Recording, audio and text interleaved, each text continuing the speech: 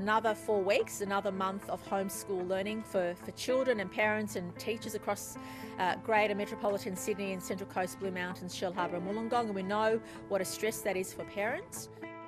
There's nothing like teaching the kids face to face and having those one-on-one conversations and providing them support when they need it individualised, whether it be in the classroom.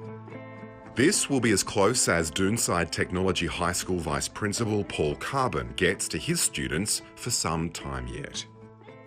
Today is the opportunity for our students to come and collect work booklets. We understand that not all our students feel comfortable working online, or some of our parents don't feel comfortable working online. Of most concern is the Delta variant's effect on young people, and particularly the Year 12 graduating class and their upcoming final exams, which have already been delayed by a week. Especially with the HSC coming up, Year 12 trials coming up in a couple of weeks, so there's a bit of anxiety about things are a bit different, a bit unsure about how the lockdown's going to continue.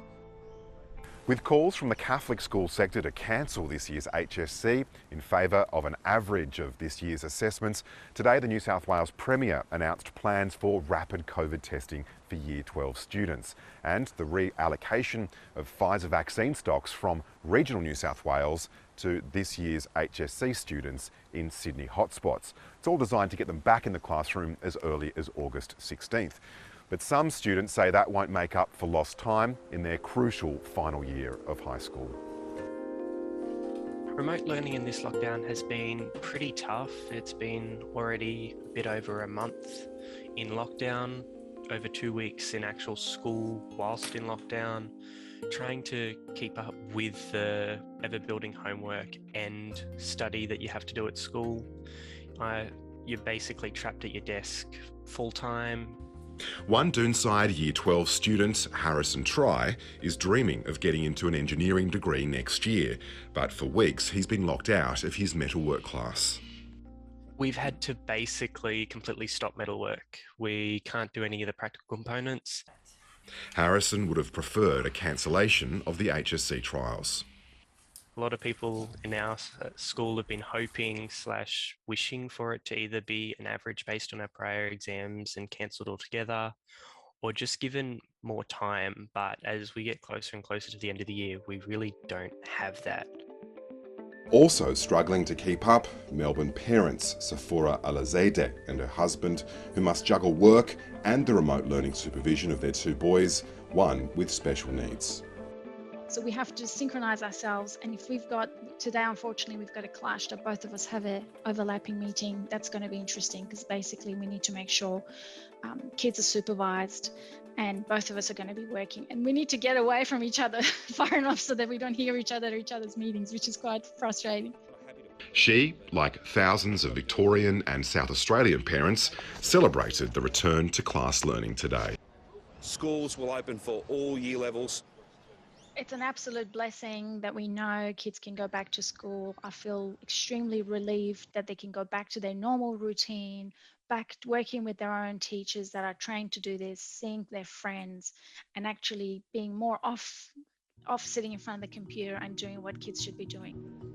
But the Delta variant and its transmissibility, particularly amongst young people, remains a concern. The Therapeutic Goods Administration responded by approving Pfizer for 12 to 16-year-olds.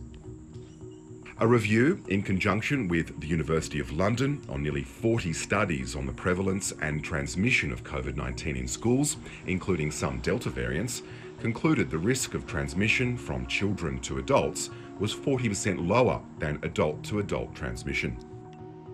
This is not a disease of teenagers, but they are the ones who've suffered on behalf of the wider public, and especially older adults, because they've had to stay home from school. It affects their long-term education and employment opportunities, and even their longevity. A better educated child lives longer. The side effects of remote learning are already being felt by Year 12 student Harrison Try. Having that disconnect means you don't finish as a year feeling like one connected year group with many friends and people that you've worked hard with. You just feel like you've been talking to a bunch of people on a screen. A lot of teachers I've spoken to, based on this announcement, are very worried. They are concerned about their own health. With a possible return to the classroom in New South Wales in coming weeks, teachers are asking for priority vaccination as frontline workers. You would have in some schools up to 600 Year 12 students returning. That is not even counting the teachers that will be returning as well, and the number of school administration staff, counsellors, school learning and support officers, canteen staff. That's bringing a lot of young people and adults together in often very cramped spaces, corridors, crowded classrooms, crowded staff rooms. With some states rejoicing in the return to classroom learning, albeit with indoor mask wearing in high schools, Greater Sydney faces both more remote learning and the concerns over how safe Year 12 students will be when they return. You can tell that this is a whole completely different game to the alpha strain of 2020.